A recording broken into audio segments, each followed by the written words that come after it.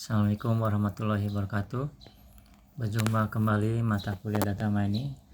Hari ini kita akan membahas terkait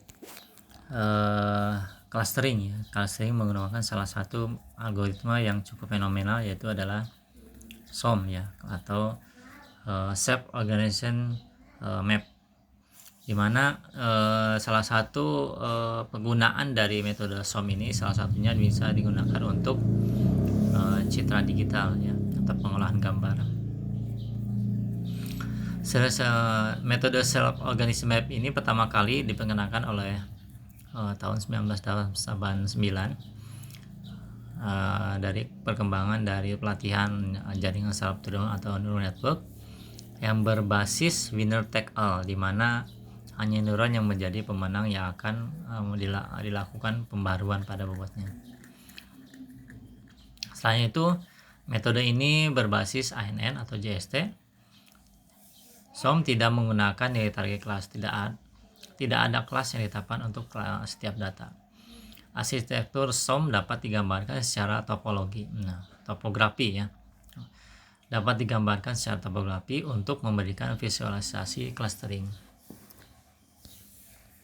Ini ada contoh struktur dari SOM di mana input dan output layer. Nah, ini ada input layer, ini ada F1, F2, Fn. Ini ada gambar yang akan ditembakkan. Nah, di mana setiap F1 ini setiap gambar ini mempunyai bobot masing-masing ya.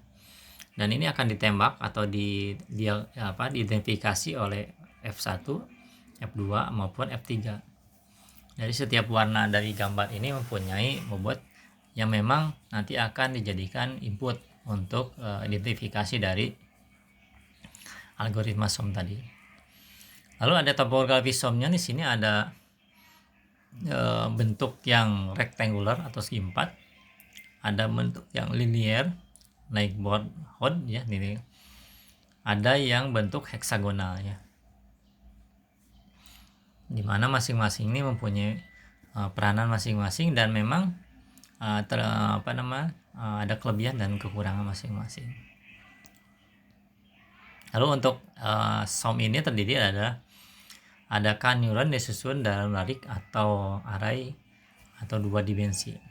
Isinya masukan untuk setiap neuron dilewatkan pada bobot dengan jumlah elemen bobot. Neuron dengan nilai terkecil dianggap sebagai neuron pemenang. Komputasi isinya tidak menggunakan inner product seperti pada perceptron.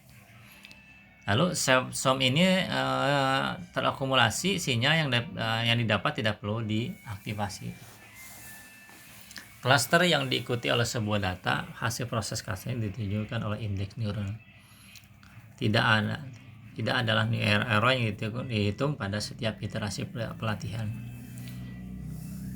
Jadi kalau kita bicara tentang jaringan saraf tiroan atau neural network, ini akan sebagai tolak ukurnya adalah error ya. Error semakin kecil error, semakin kuatlah JST itu atau algoritma itu mendeteksi semakin baik ya. Begitupun untuk metode atau algoritma SOM sendiri, karena ini mengadopsi dari neural network cara kerjanya. Ya, setiap iterasi untuk setiap data diproses, neuron terkecil akan mengalami perubahan bobot. Jadi di sini kalau lihat dari masukan X1, X2, Xn, lalu itu adalah neuron keluaran, di mana X1 ini ada hubungan bobot dengan 1, X1 ada hubungan dengan 2, X1 hubungan 3, X1 dengan I, dan sebagainya. Terus sampai ada hierarki. Jadi ini menjadikan sebuah hierarki. Algoritma pelatihan SOM lalu yang perlu ditekankan pada bobot yang terhubung tidak dikalikan dengan sinyal atau data masukan untuk neuron pemroses, tetapi menggunakan kuantitasi perbedaan atau ketidakmiripan antara data masukan dengan neuron pemroses, kecuali menggunakan metrik inner product untuk mengukur perbedaan kemiripan. Lalu contoh penerapannya untuk metode SOM ini terdiri contohnya adalah pengenalan yang didasarkan waktu. Misalnya contohnya peramalan ya, peramalan saham, penamalan prediksi hujan, kita bisa menggunakan algoritma SOM tadi. Yang jelas indikator atau parameternya ini waktu, bisa hari, bisa jam, bisa detik ya, bisa menit dan sebagainya. Pengenalan gambar berdasarkan kecerahan dalam piksel, ini pengenalan gambar. Lalu forensik, sidik jari, retina mata, tanda tangan, data KTP dan sebagainya. Animasi bergerak 2 dimensi dan 3 dimensi pada suatu film. Lalu kita lihat nih contohnya. Ini ada sebuah data, misalnya datanya sampai 5 X dan Y. Akan dilakukan clustering pada 5 buah data dengan jumlah dimensi 2 ya, 2 dimensi dengan variabel X dan Y. Parameter yang digunakan jumlah clusternya adalah 3 ya. Jadi kita tentukan dalam kasus ini 3 cluster. Jumlah iterasinya ada 5 pelatihannya atau epoch. Epoch itu adalah perulangan ya. Ulangannya sampai maksimal 5.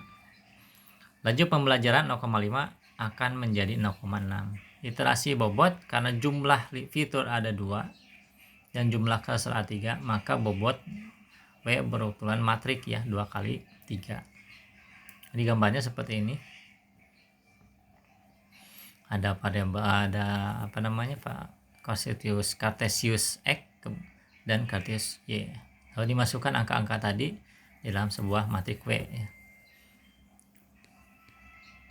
Lalu iterasinya gimana iterasinya? Bisa iterasi untuk data pertama, hitung jarak tiap neuron ya. Bobot lama misalnya 2 barisnya.